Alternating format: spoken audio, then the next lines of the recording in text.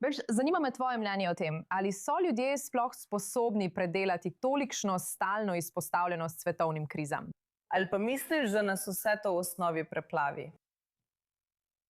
Torej, kratek odgovor je ne, nismo. Poglej, stvar je taka. Možganski sistemi, ki nadzorujejo našo pozornost, so bili prilagojeni življenju v naravi, veš, kjer so bile nujne situacije, a so bile omejene, veš, imele so začetek in imele so konec. In naš živčni sistem je dobro opremljen za soočanje s tem. Stvar je v tem, da z pojavom družbenih medijev in z algoritmi, ki resnično spremljajo našo pozornost, kot glavni vir, ki ga skušajo pridobiti, saj so na tem osnovani njihovi finančni modeli. Več klikov, več pozornosti, ki jo dobi katerakoli informacija, boljše je plačilo za oglaševalce. Torej, imamo tehnologijo, ki se poteguje za našo pozornost in nagovarja sisteme, ki jih ne nadzorujemo zavestno. Ko se zgodi nekaj novega, nekaj vznemirljivega ali strašljivega, preusmerimo svojo pozornost nanj, ne da bi se tega sploh zavedali. To se preprosto zgodi. In kot sem rekel, se zdaj soočamo z več, kot lahko razumno obvladamo. In posledice so povsod. Prav, ko govorite o posledicah, katere so te posledice? Mislim, kaj opažate kot psihologinja, ko gre za to, kar slišite od pacientov? Bi rekli, da je prišlo do spremembe? Mislim, da je to nekaj, kar vsi čutimo, veste. Tudi sam se ne izključujem iz tega. Mislim, da to velja za vse nas. In zagotovo smo bolj obveščeni, ampak mislim, da to ne velja samo za Izrael, ampak res velja za Zahod. Lahko bi trdili, da v Izraelu vidimo skrajni primer tega, veste, ker je nevarnost zunaj bolj neposredna, bolj prisotna, ampak to bi veljalo kjerkoli na Zahodu. Vidimo, da so ljudje bolj zaskrbljeni. In ko utopijo, to res pomeni, da smo šli malo predaleč. Torej, tesnoba sama po sebi ni slaba stvar. Veste, biti pozoren in zbran ter se odzivati na nevarnosti okoli sebe, mislim, to je del preživetja.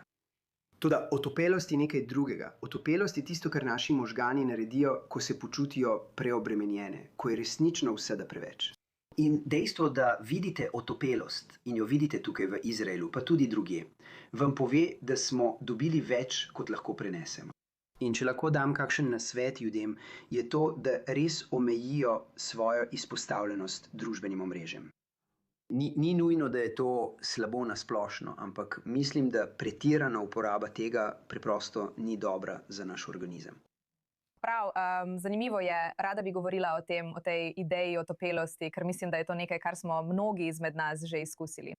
Jaz sama, seveda kot voditeljica novic, ki vsak dan poroča o novicah, lahko resnično rečem, da sem postala otopela za veliko različnih zgodb, o katerih poročam vsak dan. Ampak kakšna je alternativa? Mislim, ali je kaj bolj zdravo, če bi vsak dan doživljala čustvene zlome? Ne, mislim, da je bolj zdravo, da smo izpostavljeni tistemu, kar potrebujemo, da dobro preživimo. Veš, tukaj v Izraelu bi to pomenilo, da imaš aplikacijo Homefront Command, da si na telefonu in da normalno funkcioniraš. Tako da, če pride do izrednega dogodka na tvojem območju, boš o tem pravočasno obveščen. In boš lahko sprejel potrebne ukrepe za svojo varnost in varnost ljudi, ki so odvisni od tebe. Ampak to bi pomenilo, da bi bili manj izpostavljeni stvarem, na katere ne moremo vplivati, a nam vseeno pritegnejo pozornost, prav? In tam bi bil moj močan nasvet: bodite informiran potrošnik in ne pretiravajte. Tega počnite čim manj.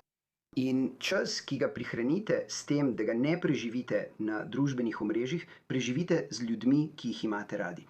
Preživite ga z ljudmi, do katerih vam je mar, ker nas to resnično ščiti pred tem preplavljajočim občutkom. In to nam daje stabilnost. To nam daje sposobnost, da preživimo vse te stvari. To gradi odpornost. In zanimivo pri izraelski družbi je, da sta obe stvari resnični. Traumatizirani smo, a smo tudi neverjetno odporni. In študije, ki jih izvajamo, in osebno sem bil vključen vanje, ker še vedno služim v rezervni sestavi. In v prvih nekaj mesecih po 7. oktobru sem bil poveljnik raziskovalne enote poveljstva za domačo fronto. In ko smo pogledali izraelsko družbo, smo videli, da res obstaja to breme izpostavljenosti travmi, vendar je prisotna tudi neverjetna odpornost.